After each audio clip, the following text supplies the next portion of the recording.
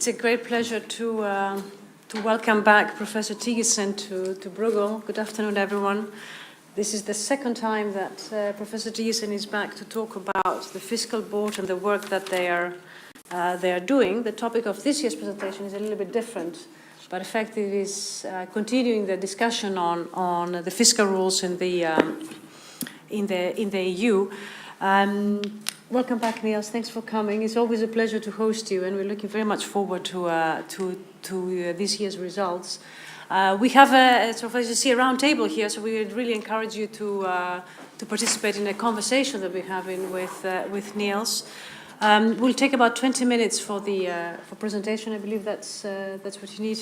And then we're going to kick out the discussion. I think Guntram will say a few things to begin with, and then please feel free to participate and ask as many questions while we have Niels in our presence. We have till 1:30, so 20 minutes, and then we open up the floor for discussion, if that's okay with you. There are some slides. If you can please put them up, and then you need to point over there. Okay. So, Niels, the floor is yours. Thank you very much, Maria and Guntram, for the invitation. As you hinted, I already had the honor of coming here last November with my colleague Mateusz Szurek of Poland from the EFB to present our annual report for last year. That report did deal with a somewhat different topic from what I want to address today. In last year's report, we addressed what is by many people seen as our main mandate in the European Fiscal Board, to look at the way in which national fiscal rules are applied, and in particular, how they have evolved since the crisis. So I shall not come back to that topic today. We are preparing already an annual report for this autumn, which will follow up on that. And in that assessment, ex-post assessment, we follow a historical perspective, obviously. We looked last year at 2016, the whole calendar year, with all the follow-up recommendations that were made. And this coming report will look at 2017. But today is in a different category in the sense that we look forward the appropriate fiscal stance for the euro area, more specifically next year in 2019. As member states are currently preparing their annual budgets, this is the time for the European Commission and for us as advisors to the Commission to make up our minds as to what should the euro area fiscal stance be. But that leads me naturally into saying something about that concept of the euro area fiscal stance. I recall from early days, well before Bruegel was started, but your first head of staff, Jean Pisani-Ferry, he was very keen on the idea of the euro area fiscal stance, which is essentially a way of asking, once you have looked at all the national recommendations and added them up, does it make sense? Or is there some adjustment to be made, both to give a proper balance to the whole fiscal thrust of the now 19 euro area countries, and to look at the appropriate balance with monetary policy? In the Maastricht Treaty, this perspective was in the end removed. It was very much present in the discussions, as I experienced, led by some of those who felt that the euro area could not, even in a fairly fragmented state, appear in international meetings, G7 and elsewhere, and say, we do not really have a fiscal stance. But we expect you, United States, Japan, and others to have one. So we are in need of developing this concept a bit further. But that did not have general support, and in the end it was felt that the adjustments that might come out of such an evaluation of the euro area fiscal stance could lead to confusion, to conflict with the national rules. And that conflict is also reflected in the way that the mandate for the European Fiscal Board has been discussed, because some countries saw it clearly as the main mandate for us, just to look at how the rules applied. Are they applied with sufficient strictness to serve the preservation of fiscal sustainability for the long term? That was the original purpose at Maastricht. Or have they been compromised in various ways, particularly since the crisis. That is one view, and a view that is based historically in the Maastricht Treaty. But the other part of the mandate was also inserted, that we should look again at the euro area fiscal stance, because that concept had been revived with the so-called two-pack in 2013, when it is mentioned that the Commission should evaluate this stance. But it's still a somewhat abstract notion. It's more seen, I think, even sometimes by the Commission itself as an afterthought than as a guide to policy, because it leaves open, obviously, the question, how do we implement a euro area fiscal stance if we find that it doesn't quite correspond to the sum that we have made in national recommendations? And that, of course, requires then changing some of the national recommendations. But let me look at this idea in the context of the European economy as it now looks after some good years of expansion. These are the main messages in our report that you see now on the screen. The euro area has enjoyed healthy expansion for some time, and that creates certainly strong opportunities for taking very seriously the need to preserve fiscal sustainability for the long term, to create fiscal buffers, in short.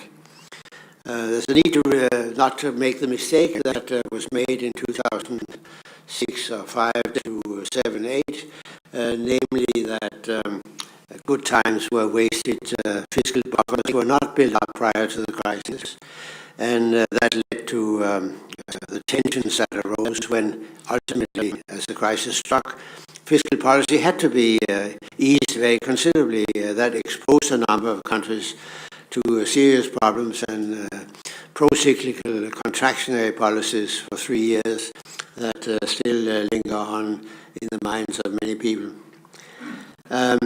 So we think the time has come to look again at the euro area fiscal stance and see how the sum of the recommendations that are now being made for 18 and 19 look, and how they look in the perspective of what are public finances likely to be in 2019. Are they ready for a new shock if a new shock hits, even a much less serious one than in 2008 to 10?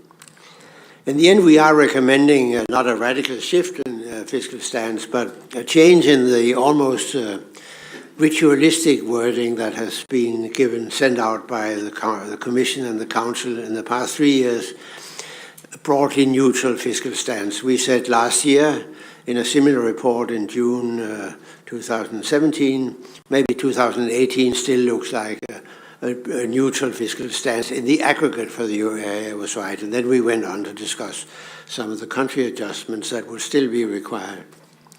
And we did say in that report that if conditions turned out better than they were expected to be at that time, then especially countries with high debt needed to improve their structural underlying positions. And that message is clearly relevant today.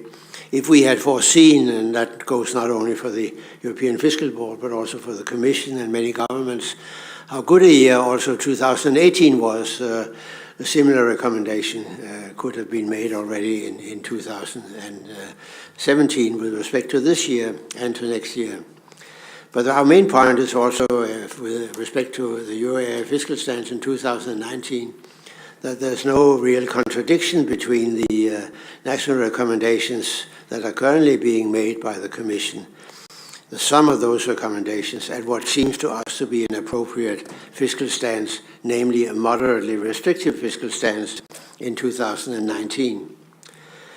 This whole set of issues is the main presentation I will make today, but it is linked, in fact, also in ways that are not always obvious to the longer-term plans that are developing, but at a snail's pace, it must be admitted, after the Euro Area Summit this past week, that the longer-term fiscal framework needs to be strengthened.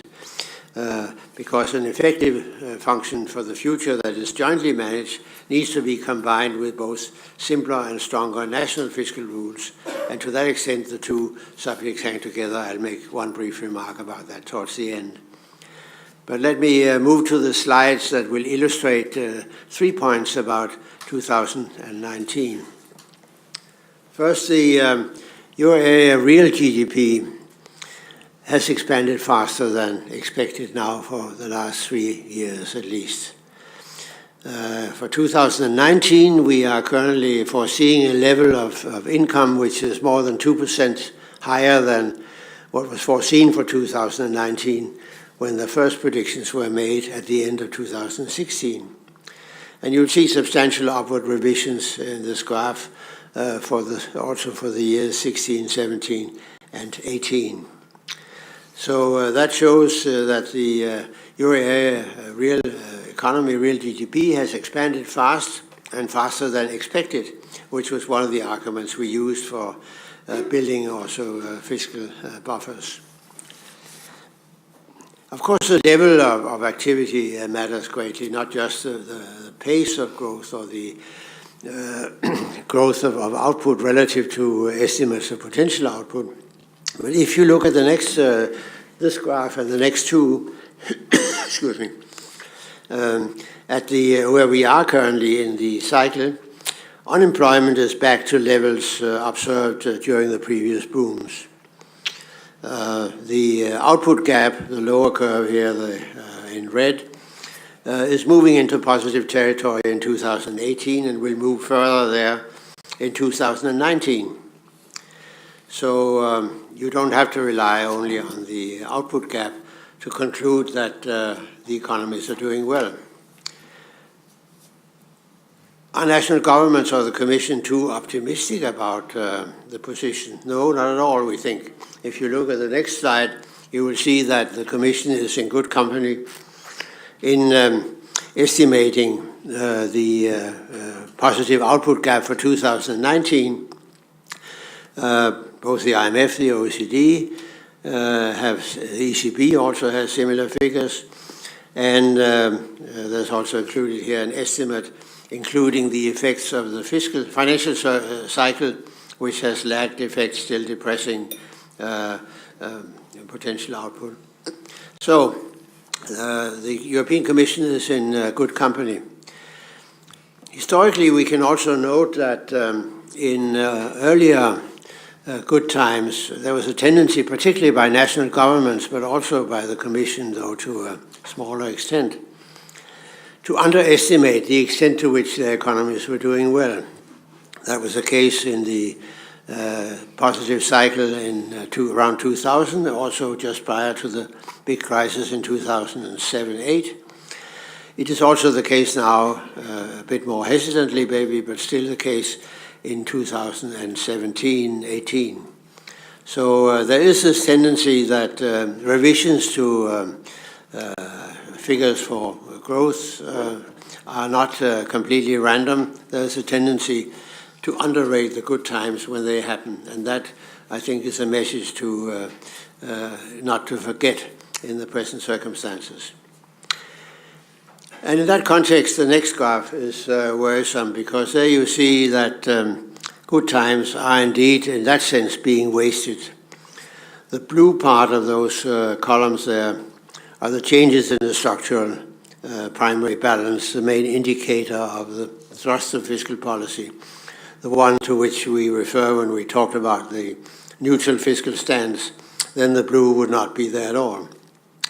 And you will note for both 2018 and 19, despite this excellent conditions, the deterioration of the structural budget eats up much of that cyclical gain that you will see represented by the yellow striped column, and also the little gain on top of that from interest rates that are also lower than had been expected. The situation is, in a sense, even more serious in 2019. There, the deterioration in the structural balance, in fact, eats up completely the cyclical gains made. So there you have a more or less zero actual balance, but a structural deficit of about 0.4% as in 2018.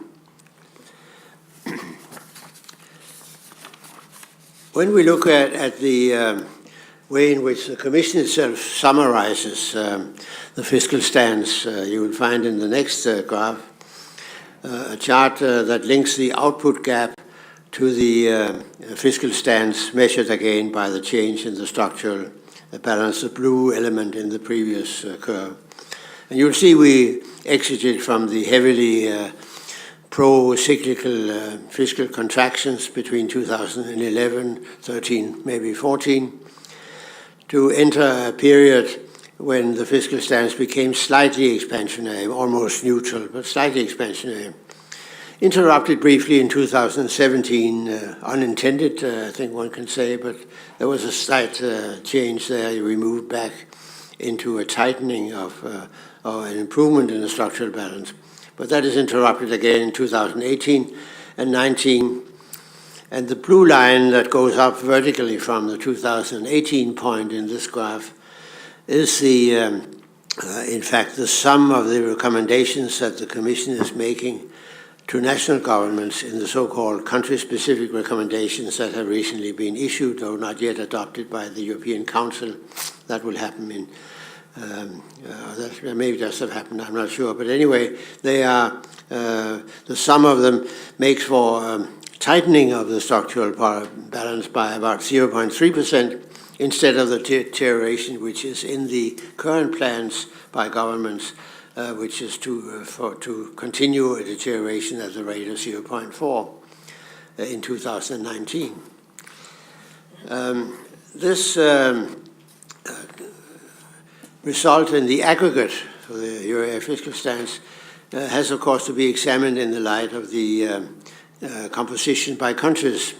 And you will see in the, and this is in fact the final real graph that I have, that most of the fiscal expansion in both 2018 and 19 has occurred in countries that have serious problems of sustainability. The three colors of countries here reflect whether they are classified in the Commission's sustainability analysis as having no problems of sustainability, low risk of sustainability, or high risk. High risk is the reddish ones. And you will note that there's a striking absence of the large countries with serious sustainability problems, large debt, in both 2018 and 19 in the area of counter-cyclical fiscal contraction, which is where you should in a way be, both on stabilization grounds and on sustainability grounds.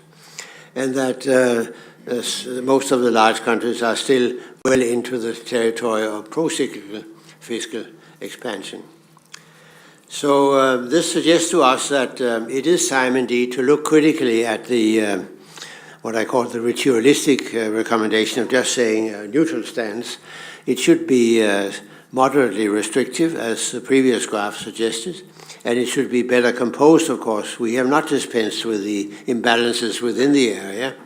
We're not addressing this recommendation of tightening up to the countries that are in the best fiscal positions, but only to those that are in fact targeted by this country-specific recommendations, and they are primarily the ones with the red and yellow circles here in the final graph.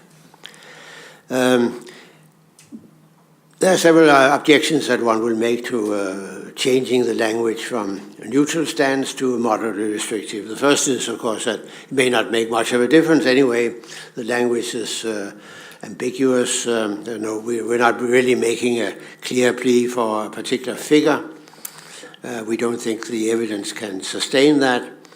But we think a change in tone is important, and we see, or we will see, the absence of any willingness to move in the direction of somewhat modifying the recommendation in the aggregate as a sign that the Commission and national governments, in the end the Council certainly, do not have the full confidence in the positive evaluation of the outlook which they have in principle subscribed to, and that's why we make it. We're perfectly aware that we may be, as a Prime Minister in my country said a couple of times to the Danish Fiscal Council when they recommended tightening of fiscal policy, you are politically tone deaf. It's a task, I think, of independent bodies such as the European Fiscal Board and National Fiscal Councils to be politically tone deaf and try to see how far do economic arguments carry you, and that's what we are trying to do with this element. But we are, of course, aware that after a lengthy crisis, when many public expenditures have been postponed for several years, there is a pent-up resistance to making the kind of full follow-up of the recommendations made at the European level in a number of countries.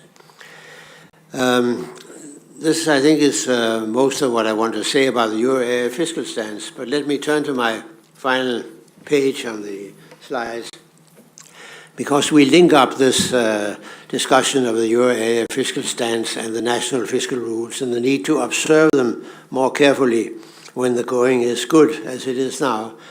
We link that to the ideas of the stabilization function that is currently under discussion, though, as I mentioned, at a snail's pace.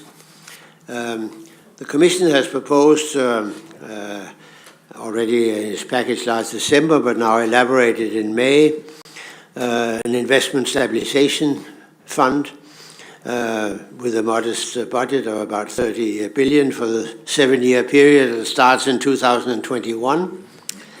They envisage that this is a first step with other elements, including more lending on a less conditional basis by the ESM, and possibly also a special rainy day fund with national contributions that are built up and then drawn on when the economy turns worse. These are the two other elements. If you look at the Commission's presentation, they are sort of hanging a bit in the air. There's no decision about them, nor is there a decision about the stabilization function, but at least it has received some sympathy from several governments, including that it was seemed to have been approved in principle by the German and French governments at the Meseberg meeting before the Euro area summit. But the core issue here, I think, is also that such a central stabilization function would have to rely on some of the same decisions and reflections that have marked the national rules. How far can you go in making the rules apply more or less automatically?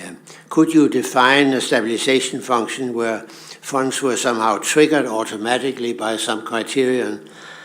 What degree of economic judgment would you have to make? That is the first question, apart from the size, and we discuss these two issues in the final part of our report. And our conclusion is, as with the national rules, that automatic rules can never be fully automatic. They require to be applied with a good deal of discretion. And it's important that discretion is applied in a transparent way and in a way that isn't seen as, in a sense, distorting the purposes of the rules. And in that sense, unless the national rules are observed carefully, and particularly in good times, it would be very difficult to argue that you can make use of a central stabilization function, rely on similar principles, or even more, that you can say to countries, your access to such a stabilization fund depends on whether you have fulfilled the national rules. That really brings, again, the national rules to the forefront. We see these two proposals, therefore, as linked. Some tend to regard them purely as substitutes.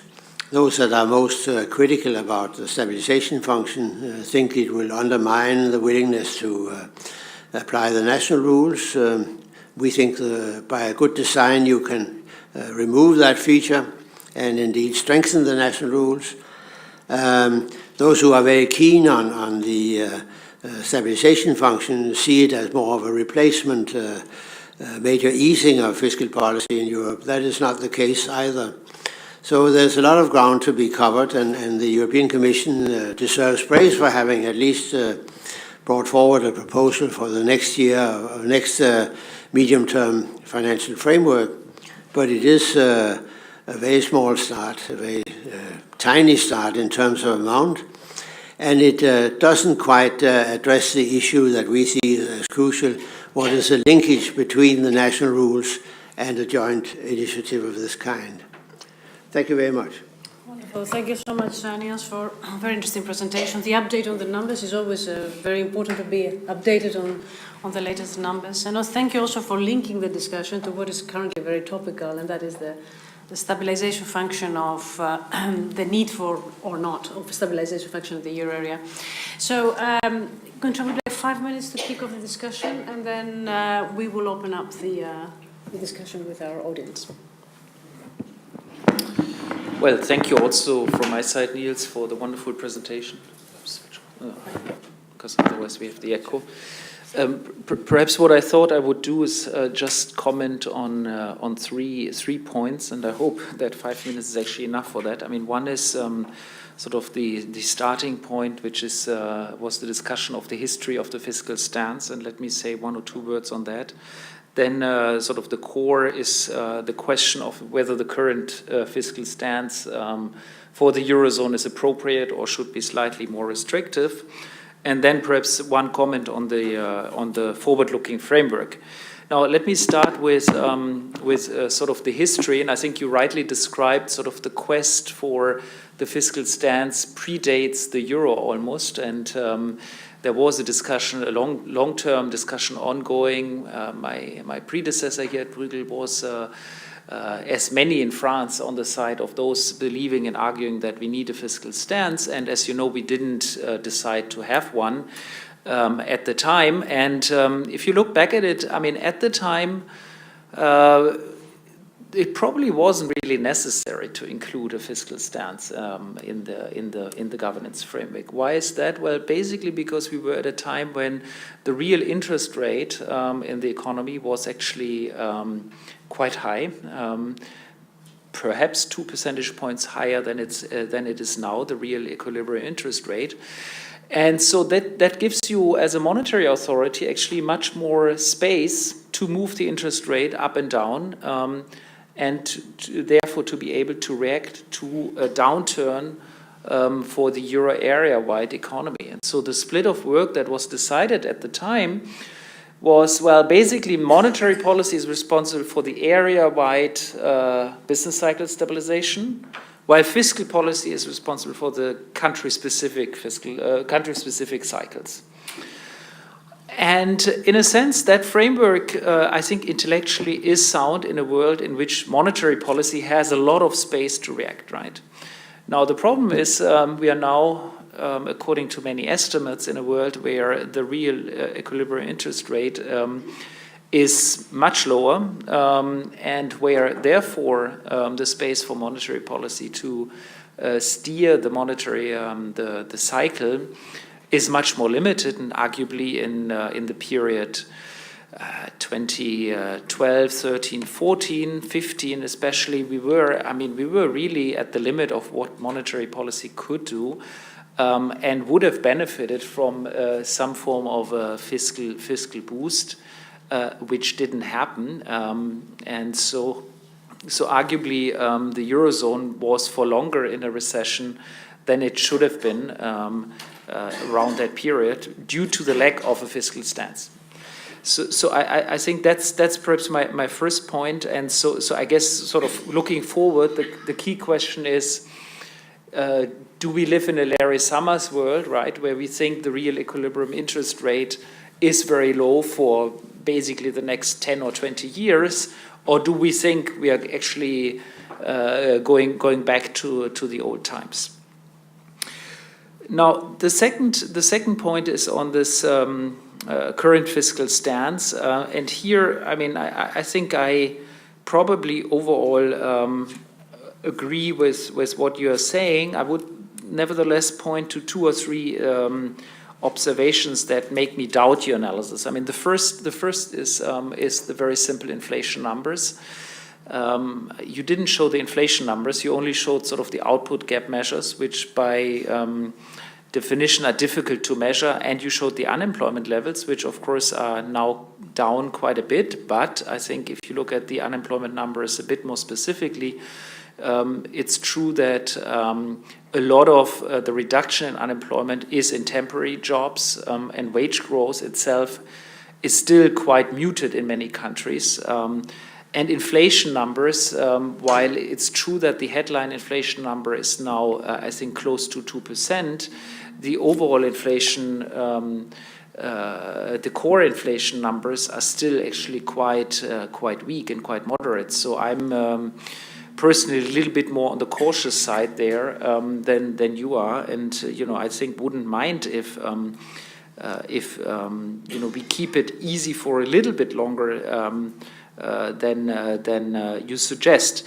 Perhaps the other point to remark in that context is, of course, how do you deal with risks? And I was surprised that there's no discussion of this whatsoever, at least in your presentation. I mean, we do have a number of very important risks out there, especially on the trade side, which would immediately have pretty strong implications for our business cycle. And so, I mean, at least I think what the fiscal authorities should be doing is they should prepare and be ready to respond macroeconomically with domestic macroeconomic policies if something on the trade side goes wrong. And the last point in that respect is the discussion of the country-specific distribution. And there, I think the one thing that I think you could have mentioned a bit more strongly was, and I thought the number was quite striking, was that France actually does a very significant, if I read that correctly, a very significant structural boost in the current situation. And I was a bit surprised by that number. So it seems to go exactly in the wrong direction. I mean, France, has the benefit of the cyclical upturn to sort of fix some of its deficit numbers, but then at least structurally it shouldn't deteriorate the position. And so perhaps you can comment a bit more on what's happening there. So my third point was looking forward, and then I think I'm already over time. So I guess the only point there I wanted to make is I think you're probably right that the reform of the fiscal rules and the fiscal capacity are connected, these debates, and that they shouldn't be seen as substitutes, but rather as complements. Now, I don't want to comment on the rules, but on the fiscal capacity, I guess the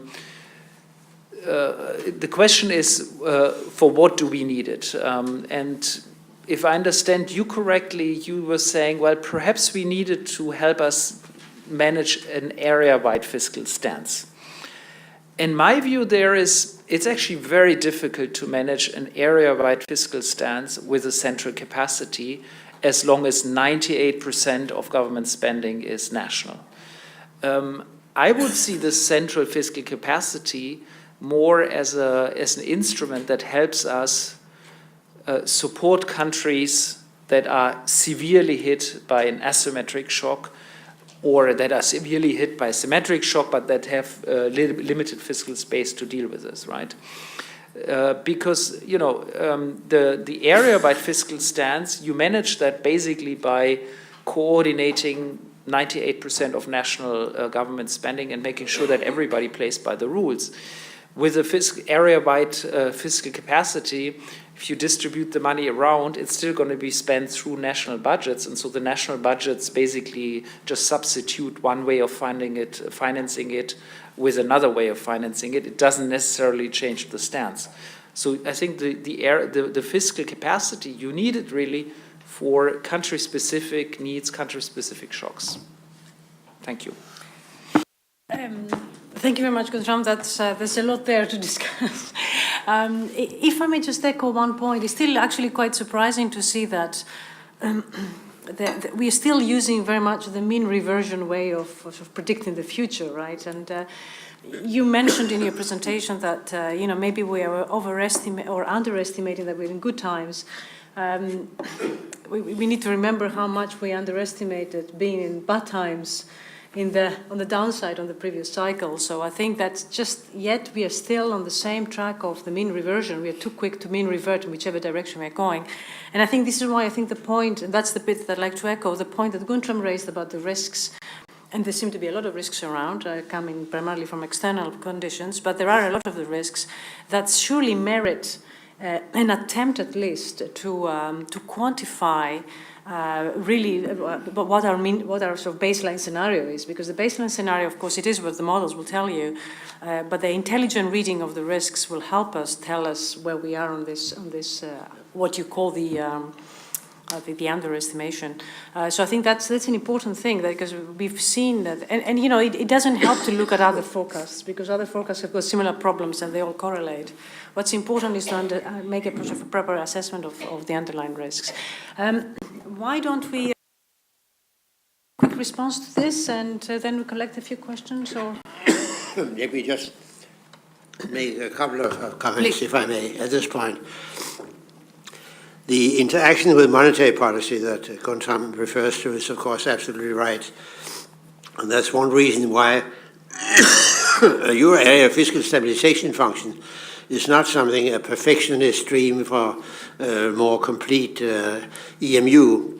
It is something that is needed in the shorter term, because whatever you think about the stabilizing properties of monetary policy, which have been considerable in the past, it's unlikely that by the time we are hit by the next crisis, the European Central Bank will have raised interest rates sufficiently to make any major easing possible.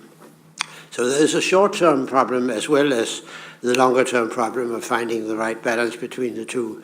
And you're of course right that when the idea of the euro area fiscal stance was initially discussed, maybe most people had in mind the opposite situation, that fiscal policy was overall much too expansionary, and monetary policy therefore had to be more restrictive than was desirable on growth grounds in the longer run, impeding investment and so on.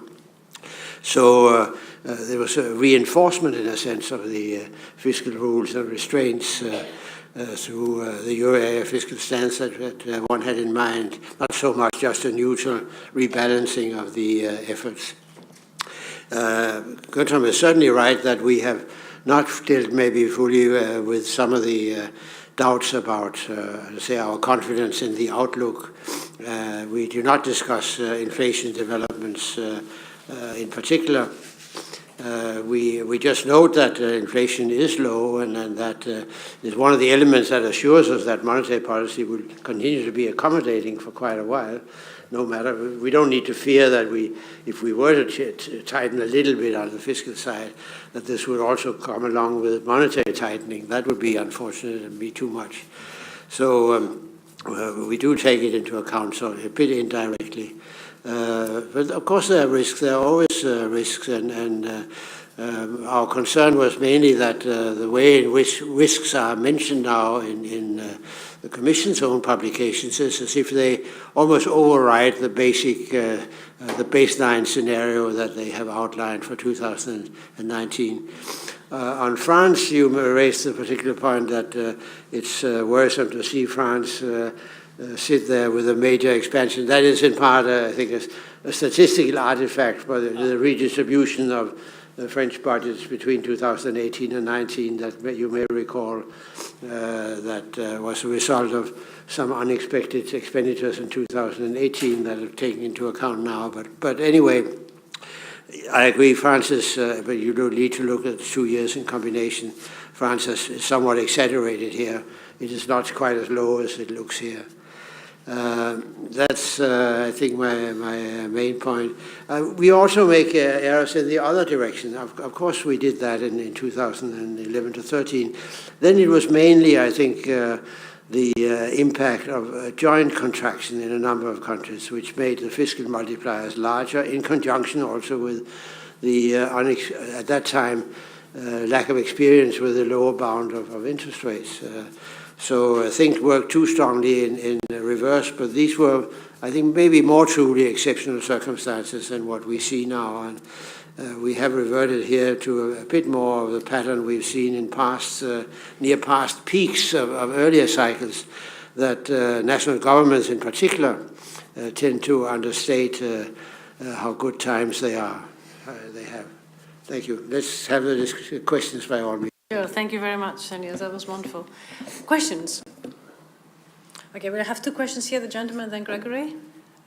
You can use the microphone there. There is a, or whichever.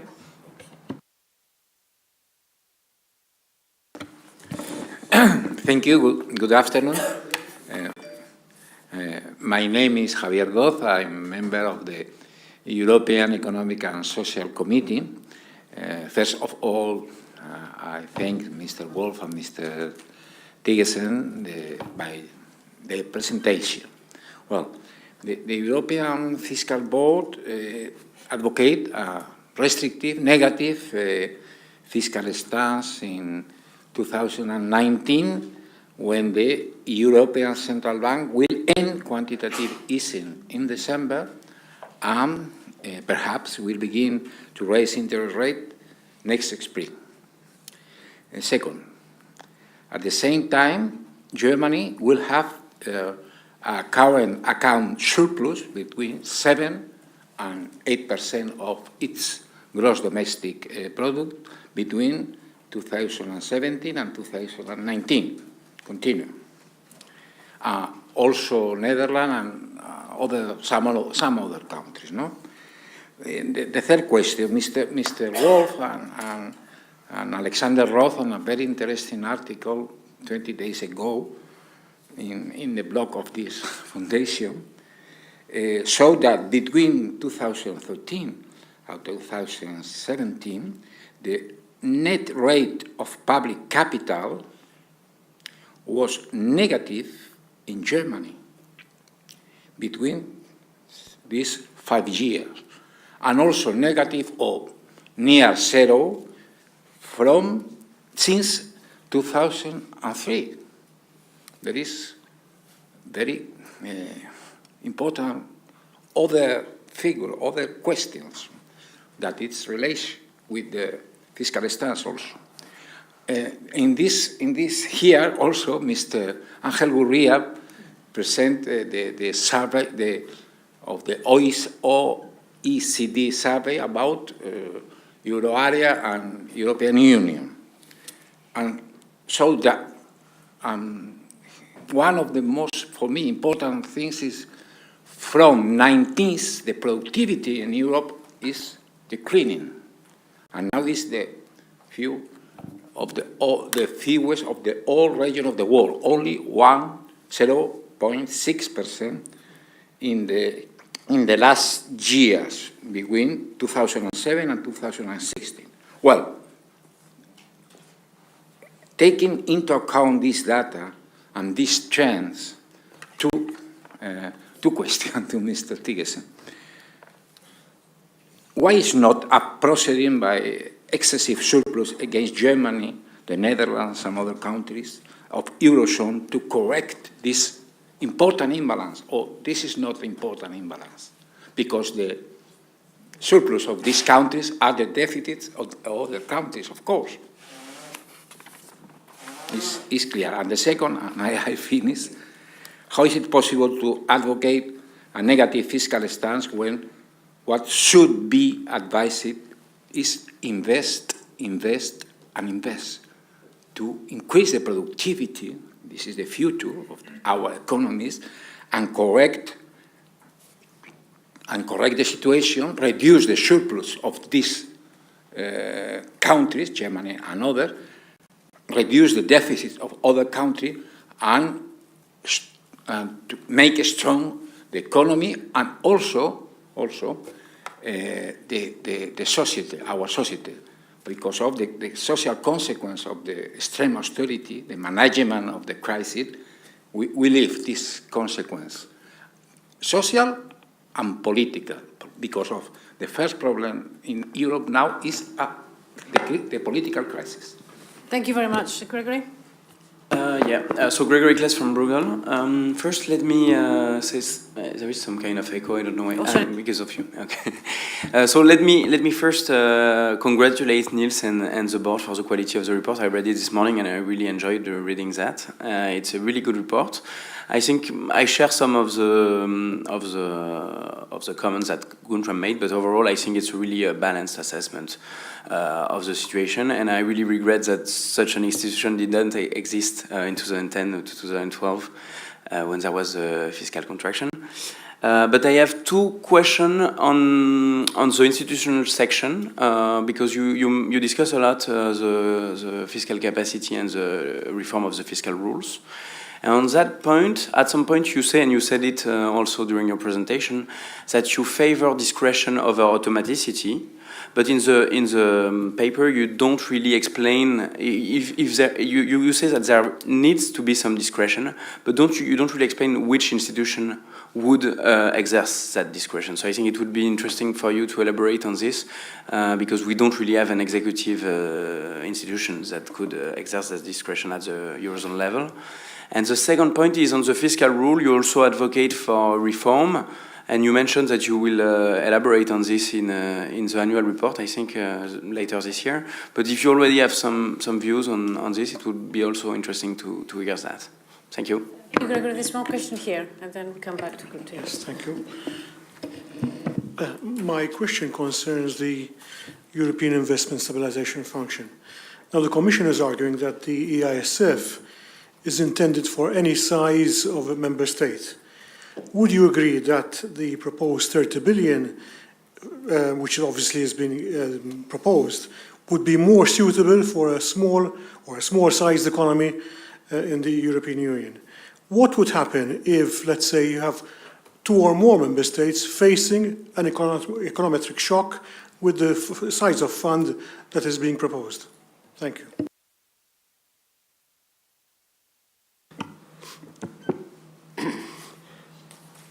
Our friend from Spain made a number of important points. I think he's a little bit too pessimistic. The ECB is ending its purchases, is maintaining its stock of assets in the balance sheet. It is not going to raise interest rates, as you hinted early next year. I take more seriously what they said in their recent communications, sometime in the second half, maybe next year, and very cautiously. They are very much, maybe rightly so, obsessed with the communication problem of not taking action too quickly. So I don't see that there's a risk of overkill by saying that at least then the fiscal powder should be kept more dry than is the case with the monetary powder. You're right, certainly, in pointing to the 2 real problems, that productivity growth is unsatisfactory and that investment levels are too low, and that is clearly also reflected in the current account position. Not only that of Germany, also the Netherlands, most of Northern Europe, in fact, but also to some extent in some part of the rest of Europe. We shouldn't forget that the other countries in the euro area have almost by now, without exception, corrected their balance of payments situation that was really very sharply negative for a long time.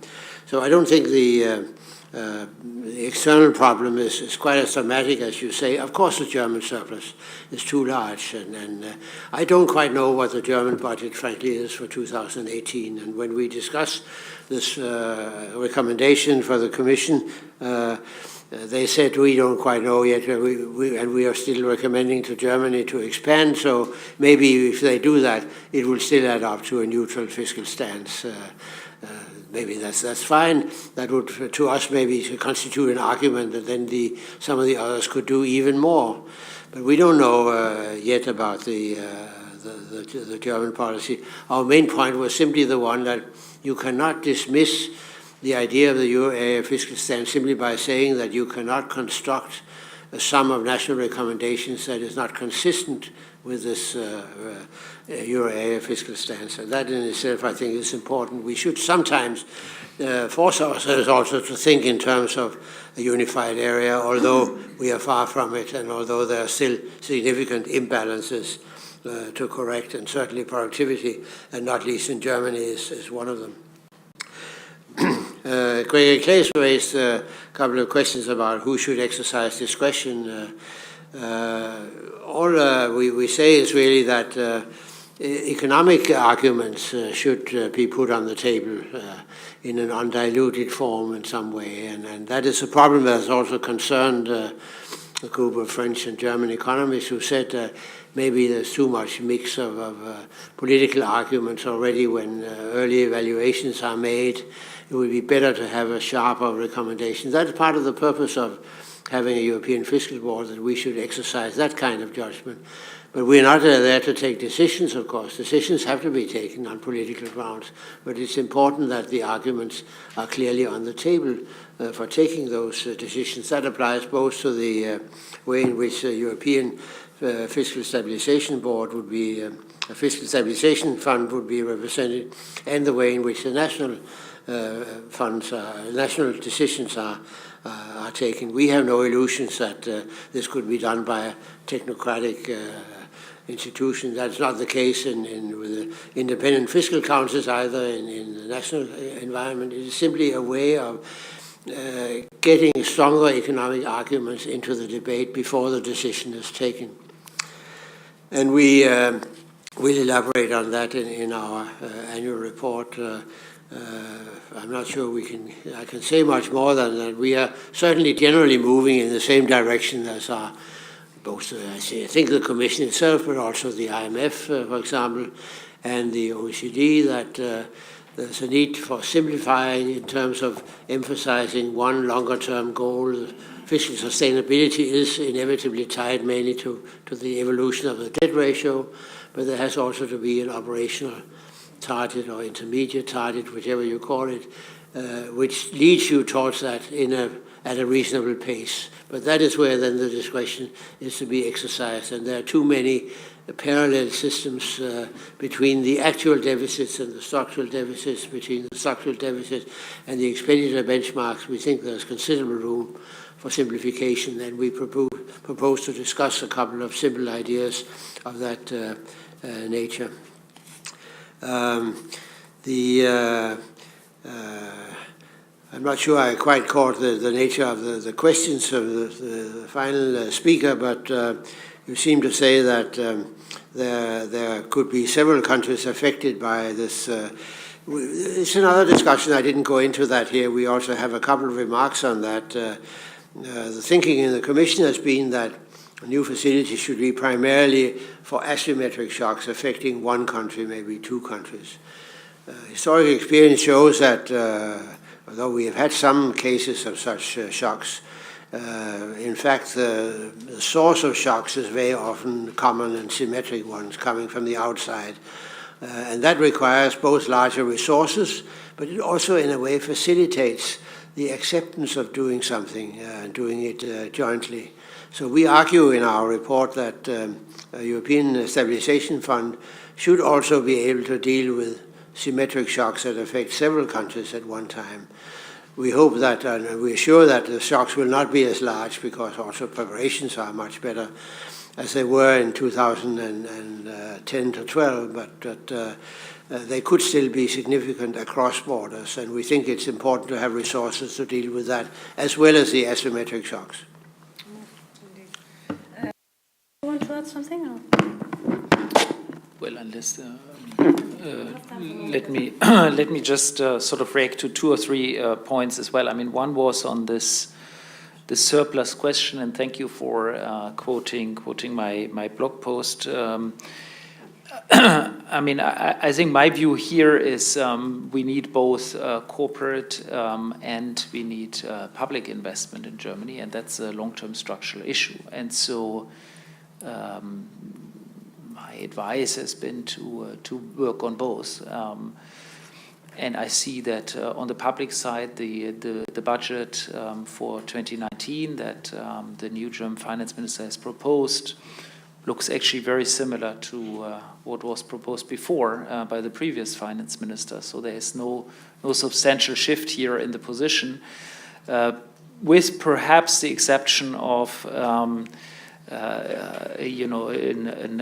attempt to reform the rules and the constitution in Germany that would allow somewhat more transfers to local communes that have actually been the biggest contributors to the decrease in the investment, right? So there is an attempt to give federal money more or less directly to the local communities, and that actually needs some constitutional changes, and they are working on that, but I don't think that will be effective for 2019. That might be effective later.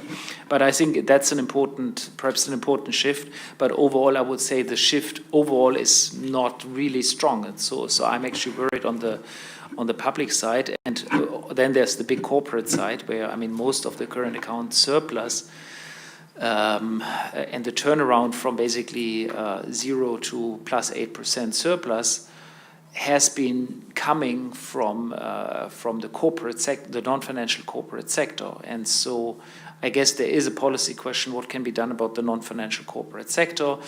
I had a piece in Handelsblatt in which I argued inter alia for considering to reform the corporate the depreciation rules for corporate investment in the corporate tax code, which I think would be a useful way of boosting corporate investment in Germany, and that would actually help Germany, but it would help also the rebalancing of the Eurozone. Perhaps the second quick point I wanted to make is on this size of the investment capacity. I mean, I think I agree with Niels. I mean, the way the Commission sees this is probably for country-specific shocks that are only in the country, while area-wide we anyway, I mean, area-wide, to my mind, we anyway need to rely on the national budgets, right? Because that's where the real capacity is, right?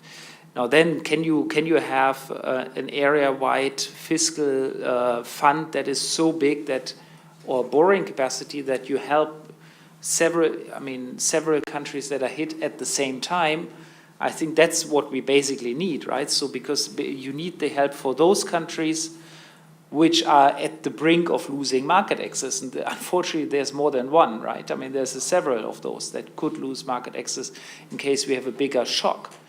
Now, for that, I don't think what we are currently seeing on the table is actually sufficient. I mean, this is more a sort of, well, I mean, Gregory, you wrote a blog post on this, right? So which details that a little bit. You didn't say it's cosmetic, but you said it's perhaps not quite as strong as you would wish it to be.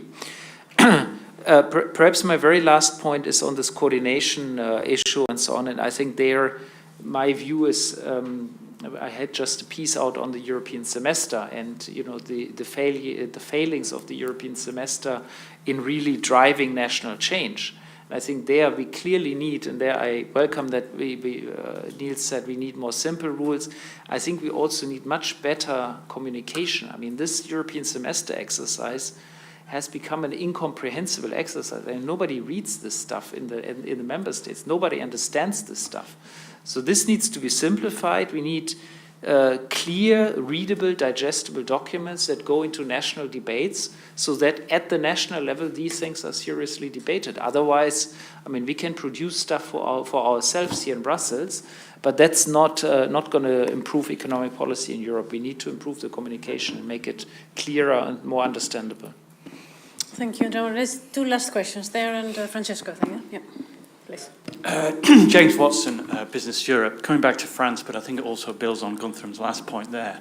I mean, the big story really of the European semester of the spring package was France being taken outside of the excessive deficit procedure, and it does seem to me, for an independent fiscal board who's tone deaf, that's what I wanted to hear about essentially. What's your opinion on that? And I think particularly with the optics of it, with obviously having a French commissioner. So, you know, just an observation. Firstly, I think, you know, that is what we want to hear about. And I mean, just looking at the numbers, France, I mean, you mentioned a statistical artifact in recent years, but France is still expected to run a deficit of 2.8% government deficit in 2019, according to the Commission forecast. So it is quite puzzling how it can run such a large deficit, you know, such a long time into the cycle and still be in line with the rules. So it would be interesting to hear more about that. Yeah, Francesco Vadia from Bruegel. I would like to take up the last point of Guntram about communication and also connected to one of your last slides, the ones with the big red circles, one of which is Italy. And of course, I mean, you get the sense that in Italy they want to move exactly in the opposite direction in which you would like them to move.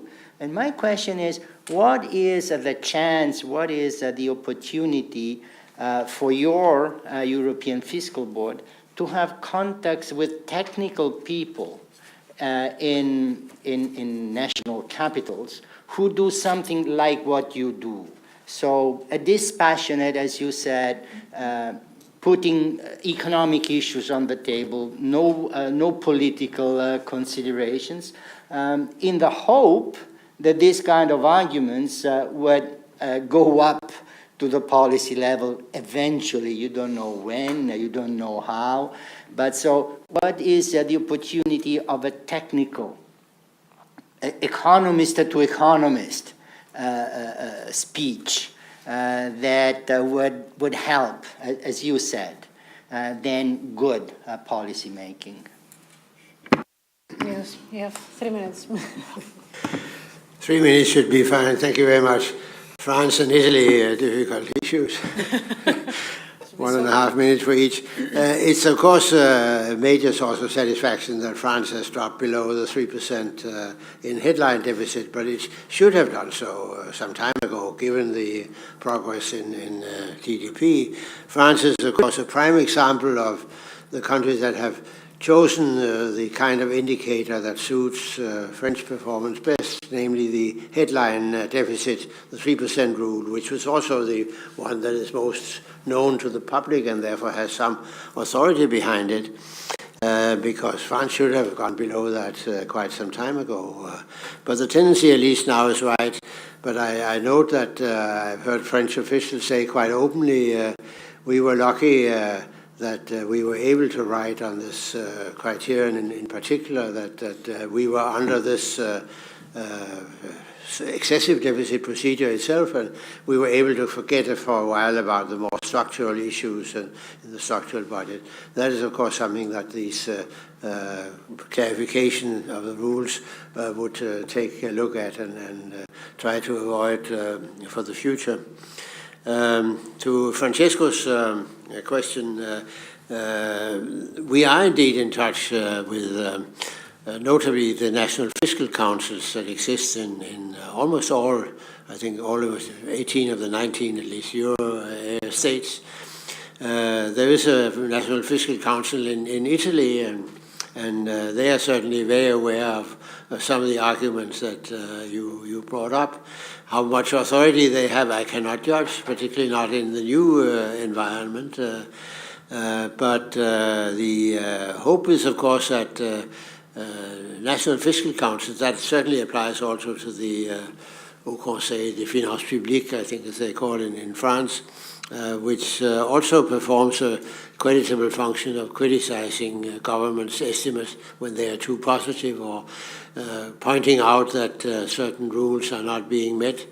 So there's something to build on nationally, but how strong they are and how much it would help them if one tried to organize or orchestrate something through them. I doubt that, because their strength nationally depends on, in a sense, they are independent not only of their national governments, but also of the European Commission and the structure that may be built around the European Commission, such as even the European Fiscal Board, which is also supposed to be independent. It's a very tricky thing. But we, of course, also have the opportunity in the EFB to meet national officials and the official bodies. This afternoon, I make a presentation at the Euro Area Working Group, which has our report on its agenda.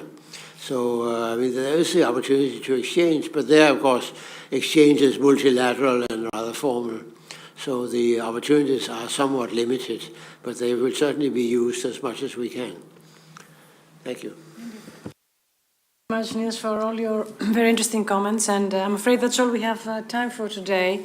Thank you all for coming, and please join me in thanking Niels for coming back. Thank you very much. We hope you come back. If you invite me, I will come back. Oh, are you sure? Well,